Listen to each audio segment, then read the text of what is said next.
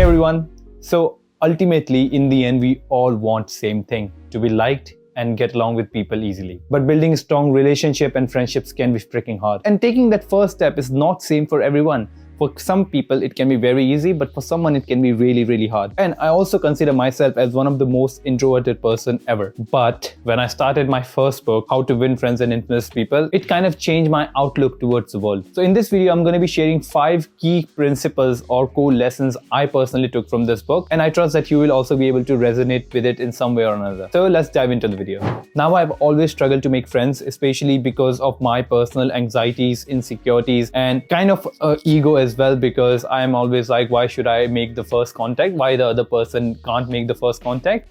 And it's a very broad spectrum. So since childhood, I've always struggled to make friends. As in, I do have some friends, but I don't have a big group of friends. You know, people who are popular in school and college and are friends with everyone. So I am not that kind of person. And I'm not saying that someone has to be that kind of person. But I have recently realized how effective communication strategies be. Most of the people think communication should be fun. And I completely agree. Communication should not be something you have to think about. It should just come naturally. But if you actually look at the skills which are involved in communication, most of the skills which we have developed are not our own. So how you learn to talk and how you behave with people, it depends on different circumstances. So first, you as a person, like how you are and how you look at the world. Then it comes to where you are from. For example, you're born in America, or for example, you're born in India. And then it depends on how your parents communicate, how your friends communicate, how your teacher communicate, and how your society communicate in general. And I think this all factor makes us us. And all of the people who have told you, okay, don't say this in front of this person, or don't say this to this person, has all told you their own experience and whatever they think about communication skills. But when you're adult, you have a choice, and you can always reflect on how you communicate and how it affects your relationship with different people around you. Now, if you haven't read this book, I'd highly recommend that you read this book, because the points I'm going to put forward are from my perspective. So if you want an unbiased perspective of the book, the best way is to read yourself. And now let's move on to the 5 core things I learned. So one of the first core thing which I've been doing is not taking people's criticism very seriously. So in our society, people always like to give advice to other person, and we always try to kind of criticize their advice,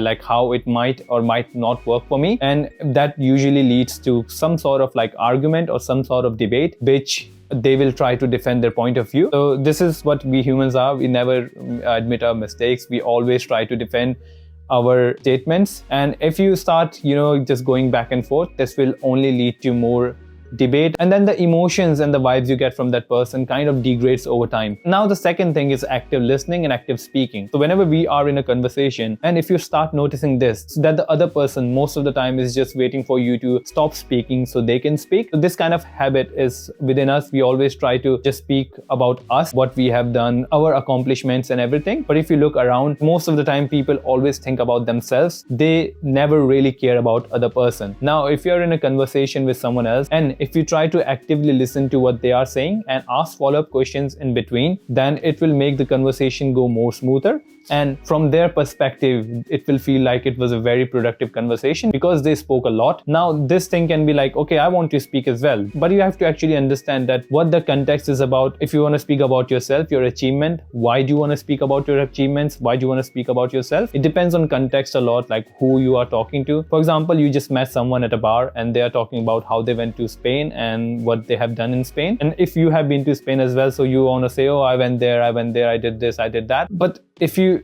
kind of like reflect on this, that why do you want to share that? So the other person thinks that you have also done stuff, right? But they don't actually care about that. They actually care about that they have done stuff and they want you to know.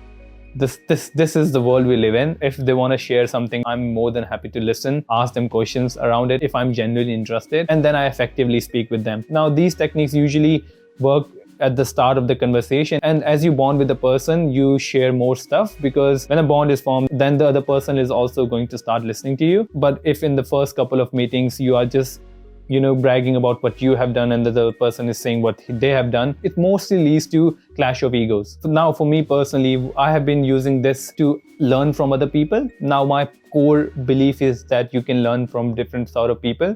So let's take the example of, someone is talking about their trip to Barcelona, or someone is talking about how they handled a project, or how they were one of the, top sales assistant in their store. So trying to ask follow-up questions around that, like, oh, how did you approach customer if you are in sales industry, or what was the best restaurant you went to, so maybe you can try that restaurant next time. So I always try to actively learn from those conversations, and because I'm learning from that as well, so that actually helps me to actively listen to them as well and ask genuine questions about the topic. Now the next thing which I've been trying to do is give genuine compliments and encouragement. Now we all are humans in the end, right? We want to be heard, we want to be looked at, we want the appreciation we deserve, and at points there is someone who has put an effort into how they look. For example, someone might have dressed up and came to work, and you can see that they have put an extra effort that day. So going to them and just saying you look pretty or you look beautiful, that will kind of make their day. You are giving a genuine compliment about how they look. So that is a very good thing. You can give a genuine compliment about someone's achievement. If someone has topped their targets in your office, you can give them genuine compliment. You can give compliment to people on their wedding, on their new tie, on their perfume. It will just make the other person happy. Smile and kind words won't cost you anything.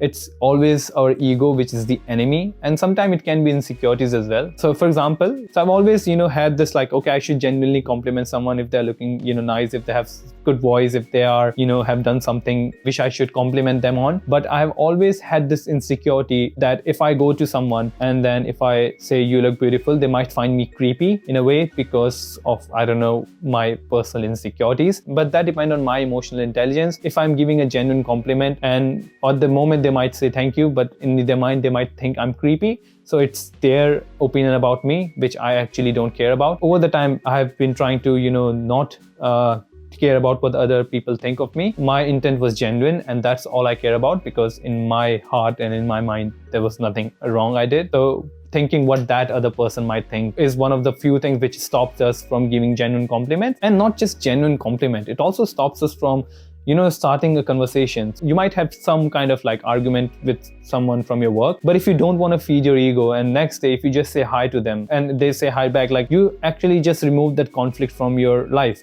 So imagine this, if you don't say hi to them, or if you keep that bad attitude with them, whenever you go to work and you see them, you'll be like, oh, that is changing your mind, that is affecting your emotions, that person is affecting you.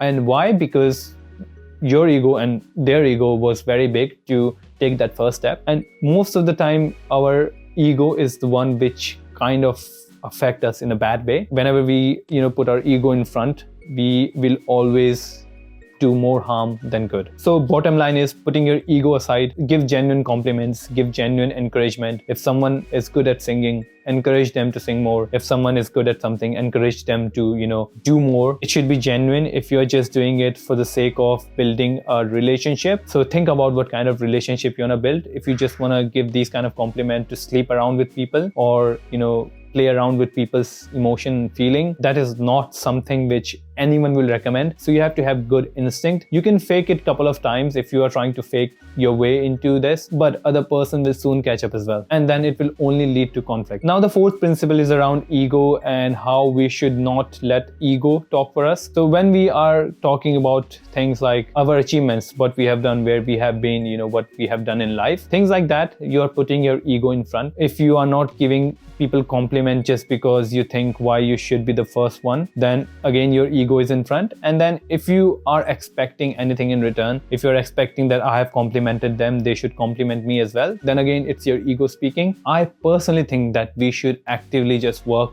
on our whatever stuff we are doing, and the phrase that let my work speak, and I think that should be the end goal. Let your work speak for you. Why let your ego come in the way, And the last thing which I'm taking away from this book is building positive relationship. We all are humans. Everyone wants love. Everyone wants appreciation. Everyone want to build genuine connection with each other. You might hate someone, but remember like how that started. When you went to a new workplace, or when you met someone from different family, or when you met someone in your university or college, you just didn't look at the person and say, oh, I hate that person. You might have just interacted with them in certain way that your relationship built in that way, and you might have never talked to them but just judged them based on whatever conversation they had with other people, and you might have overheard, and whatever reputation they have in that place. But connections are personal. It's just like genuine appreciation. It's just genuine relationship we have. Forget about whatever we are doing in life. We are all trying to get somewhere, struggle, work, feed ourselves, feed our family. That's all we are trying to do in the end. And if we can genuinely acknowledge people for who they are without putting our ego in front, without putting our judgmental self in front, they are, people. You can talk with them, you can appreciate them, you can build genuine connection, and all of these things genuinely change your outlook toward the world. This is what I've been personally doing. So these were the 5 core things which I've taken from this book. Now this book talk about a lot of things. It has given a lot of example, and now if you read this book, just remember that this is maybe 0.1% or even 1% improvement you can make in yourself. We are a constant learner. This or any other book are not magical. We can just read them, we can go through the examples they have, and we can just genuinely think how I can actively apply this in my life. So after reading this is very important as well, that you have to actively apply these things. And this book has been usually considered as a sale guide. I personally didn't thought of it that way, because I can genuinely apply things in my actual life as well. And this comes with building our emotional intelligence. So this is what I want to emphasize a lot, that in building up our emotional intelligence is effective in not just building communication skills, but in life in general. Being able to control our emotions in situations is what makes us more human. If I am letting my anger control me in fights, then it will just lead to more conflict, more fight. But if I have some sort of control over my emotions, I can actually change how I perceive the world and how I let it affect me. So building self-awareness, building up our emotional intelligence is a key aspect, not just for this book, but in general for any other situation in life. So now these are all the things which I have to say. Now there were many other things in the book which I have not included in this video, and I would like you to go and read the book to get the complete juicy things, knowledge this book have or any other books have. But there were certain situations which I personally thought are not for me, because that person has gone through a different journey in life. I have been going through a different journey in life. So I don't have to apply every single thing, and I don't have to apply every single thing everywhere. If this person was talking like this to every single one of them and all of the situation were going on in his favor, I'm pretty sure he would have been the world's most famous person and everyone would have known him in the world. But that's not how a thing works.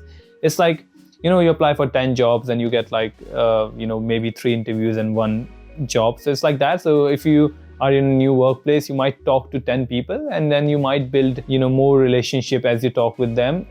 You might find more close friends, and then you might find like one best friend or, even life partner. But at the same time, that doesn't mean that you have to ruin the relationship with every single one of them. If you start positively, your relationship will stay positive by the end. Even if you just say hi, hello occasionally, you'll be happy to see them rather than being angry. Now that was all for the video. If you do like this video, please hit the like button. If you have any comments around the topic, please write them down in the comment section. I'll try to reply my best, and maybe other people will be able to jump in as well, share their insights around how they build relationship and how they improve or how they communicate. And in this video, I talked about how I actively try to learn from every single thing. So I have made a video about learning and how I approach learning, and that will be on your screen right now. So if you do want to check that out, please go ahead, and I will see you in that video. Goodbye.